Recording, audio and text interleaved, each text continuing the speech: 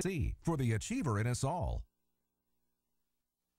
Our region's business, innovation, transformation, momentum, improving our communities and driving technologies that will shape our region for generations. The collaboration that brings vitality, prosperity, and life to living. Stay with us for the coming half hour as we examine in depth our region's business. Now, here's your host, Bill Flanagan.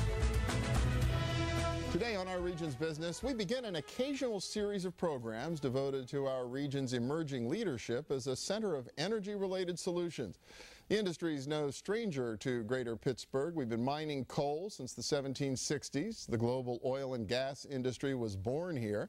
Pittsburghers electrified the world with alternating current, developed commercial nuclear energy, and implemented the first scrubbers for coal-fired power plants, and also, along the way, carved out an early lead in green building. Our manufacturing strengths are even giving us an opportunity as a supply chain provider to the solar and wind industries.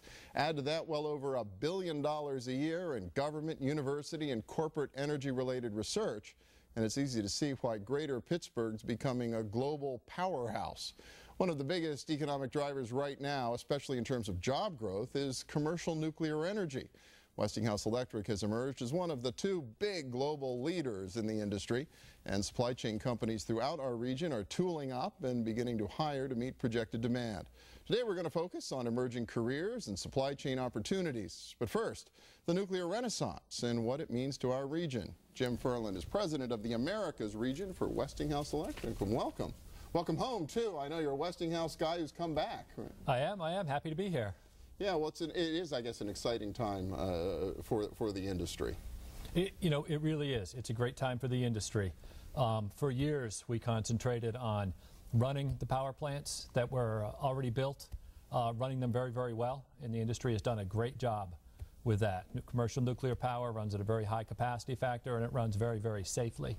And today, we're shifting into a second mode.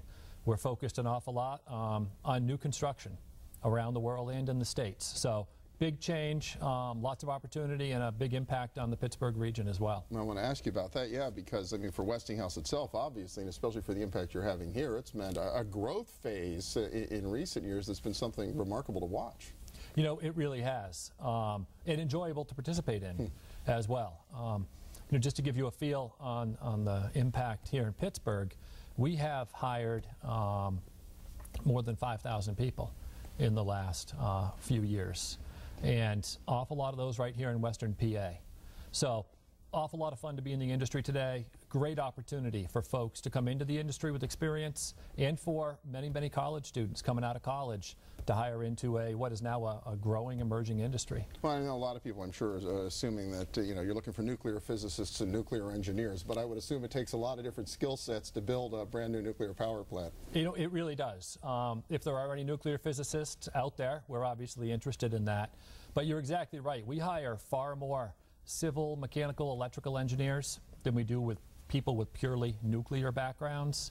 An awful lot of business folks, awful lot of accounting folks, communications. So really, it takes all sorts of skills to get these power plants designed and then to get them constructed. And speaking of construction, I guess what the markets are like, a lot of attention been paid to China. It sounded like all the action really is in China. Great for Pittsburgh. We're not going to turn away the business. But are we beginning to see activity in the United States at all? You know, we really are. An awful lot of things driving the various utilities of the United States start looking again at constructing nuclear power plants. Load continues to grow.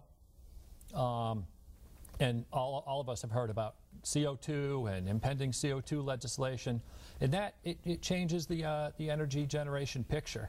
An awful lot more folks looking at building nuclear power plants, which look a little bit more favorable today relative to investing in a coal plant, for example, where there's an awful lot of uncertainty about exactly what regulations are going to be in place for coal. Well, for nuclear, we know. Nuclear power plants generate a lot of electricity with no CO2 emissions. So simply for that reason, an awful lot of utilities are looking at building power plants. And for years it was the we're thinking about it phase, and that transition has now happened. As you know, Westinghouse is constructing 4 brand new AP1000s in China. What folks don't know, and seems to be a bit of a surprise to folks, is that we are constructing 4 brand new power plants in the United States today. 2 in Georgia and 2 in South Carolina. So, and I was down there just in the last week or so. There's dirt moving, there are construction workers on site, and I'll tell you, it's just an awful lot of fun to be in that kind of an environment again. Well, when you're looking at an industry whose entire supply chain had withered over 30 years, with no new orders, what's that going to mean to not just to those of you who are, engineering the plants, but to everybody who participates in building one? Well, it has a huge impact. The Westinghouse's expertise is in designing the power plant, and we'd still do some manufacturing, but the majority of the work that goes into these multi-billion-dollar projects comes from the outside, and it comes from a variety of suppliers, small and large. Companies manufacturing small valves and small sections of pipe to companies that can manufacture giant pieces of equipment. Big impact on construction labor.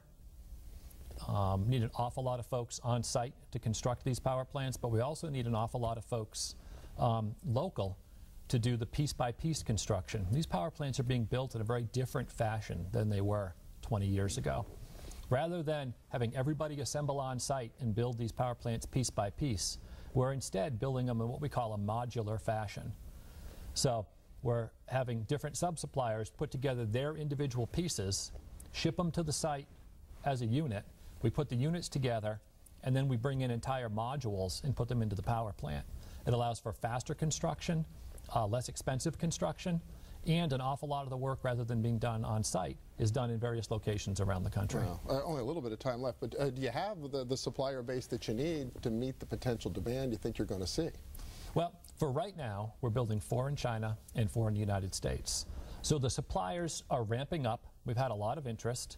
An awful lot of folks that are trying to get into the business, and a lot of folks that were in the business in the past that are trying to re-enter. So the suppliers seem to be able to handle the load today. The view is that this new nuclear build is going to accelerate going forward.